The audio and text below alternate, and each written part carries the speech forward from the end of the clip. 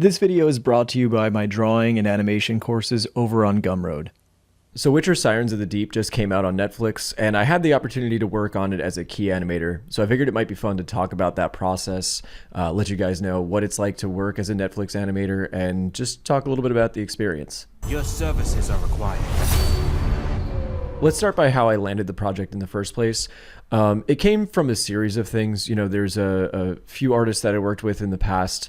A director by the name of Alex Snow saw my work on Instagram, and I got a project with him. And then he happened to be working with Studio Mir. So that kind of just got the ball rolling where, I was putting my work out there, and then through that, I formed some connections and got some gigs. Almost all of the projects that I've gotten in the animation industry have been from art directors reaching out to me on Instagram, so I highly suggest that you continually share your work.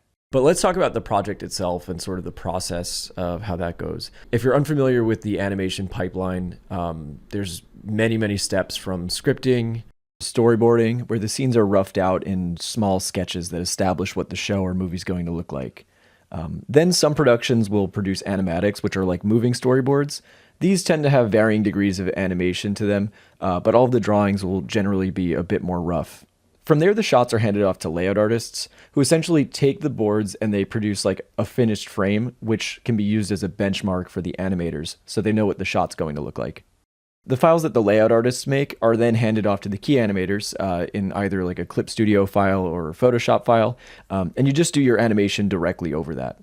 Generally, when I work, my first pass is really loose and scribbly, and it's kind of a total mess.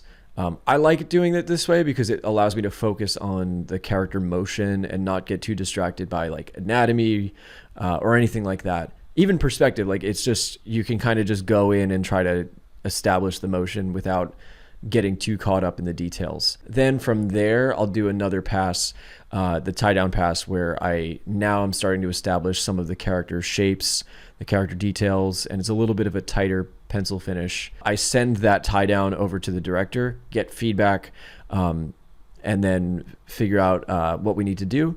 And then from there, I would go and clean up the shot. So basically, once I got to the cleanup, then I tighten up those lines, add in the lighting. You don't need to clean up every single frame. And as a key animator, you're also not drawing in every frame. But a lot of times you'll have lighting on one or two frames, and then it'll be like a looser pencil sketch in between.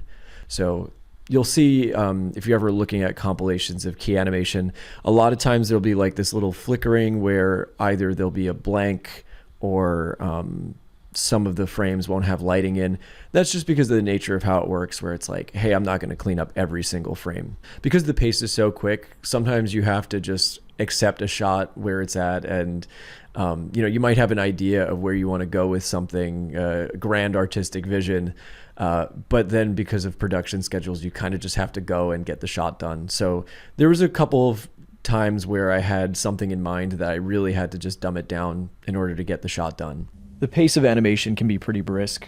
Over the course of 6 months, I ended up doing 55 shots. Some of those were relatively quick shots, but others were very complicated with a lot of effects and multiple characters. One of the shots was 4 or 5 mermaid characters swimming through this insanely complex perspective. And it got to a point where the camera zooms in really closely. And then all of them are emerging on the surface and jumping. And that shot took me like a month to finish because there was just so much going on. It was 10 seconds long. There was 4 or 5 characters. They're moving across this giant file that's exploding my computer. And also all of the bubbles and water effects was really intense to draw. But I felt like I got so much better by taking on that shot. One thing I encountered while working on this is that I hate animating water on the surface. It seems like it should be so simple, but because it's moving so slowly, a lot of the frames are really close to each other, and it made it such a hassle to animate. This project definitely pushed me to work on all of my effects animation, and even though it was a bit frustrating at times, I'm glad that I got that experience. But let's talk about the lifestyle and the work style of being an animator on a production like this. Everything, as I mentioned, is remote. So I'm working from home, and basically we're just communicating via Slack and sharing files back and forth. That can be a little lonely sometimes working from home by yourself. So I think it's super important that you make sure you foster a good social environment around you. Get outside, do some exercise, stay healthy. It's so important to do all that, especially with a sedentary job like this where you're going to be sitting around. So I think it's so important to get outside, have some physical hobbies, see the sun every once in a while, and like take in reality, because you're going to spend so much time making up reality that you need to, actually go out and experience it a little bit. So I'm a huge advocate for doing some physical activity and keeping yourself sane. As far as salaries go for key animators, I can't go into too much specifics just because contractually I'm not allowed to do that. But I think it's no secret that animator salaries are not very high. Studio Mir was much kinder than a lot of other anime studios that I've interacted with.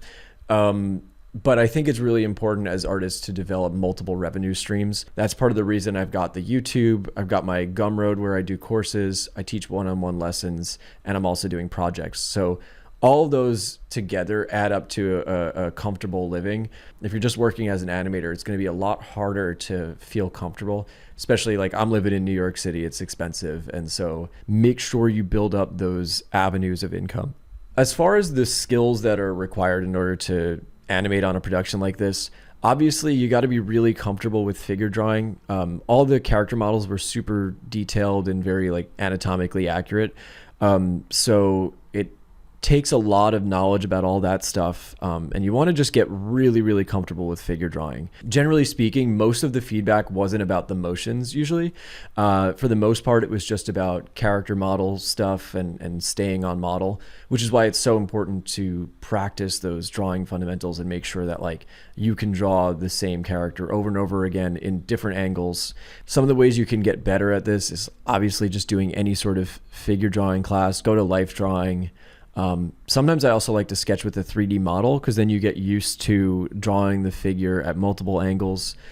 And quick little plug, I also have a figure drawing course that I think is really good that will teach you a lot of different ways of drawing the figure and hopefully push your drawing skills to the next level. I've got so many courses on drawing and animation that have helped a lot of artists break into the industry. These courses are over on my Gumroad page, and they cover everything from figure drawing, perspective, animation basics, to layout and storyboarding. At the moment, everything is 40% off when you use the offer code DESIGN at checkout.